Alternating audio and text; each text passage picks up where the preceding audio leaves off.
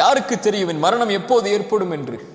தொழுகையை விட்ட நிலையில், பாவங்களை சுமந்த நிலையில், குற்றங்களை சுமந்த நிலையில், அல்லாஹ் தடுத்த காரியங்களை செய்த நிலையில் நான் ஒருவேளை இறந்து விட்டால் தௌபா செய்யாமல், மா கர்ரக பிரப்பிக்கல் கரீம், அந்த கண்ணியமிக்கவனிடமிருந்து, சங்கை மிக்க ரப்பிடமிருந்து உங்களை திருப்புவது எது?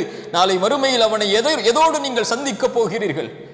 அந்த கண்ணியமிக்கவனை எந்த பாவத்தோடு, குற்றத்தை சுமந்த நிலையில் அல்லாஹ்வை பார்க்க போகிறீர்கள்? அந்த பாவத்திலிருந்து முழுவதுமாக விலகி அல்லாஹ்விடத்திலே தௌபாவின் மூலமாக அணுகி இருந்தால் சுத்தமான நிலையில் ரப்பை பார்ப்பீர்கள். தௌபா செய்யாமல் அல்லாஹ் உங்களுக்கு மரணத்தை கொடுத்திருந்தால் எந்த நிலையில் ரப்பை சந்திப்பீர்கள்?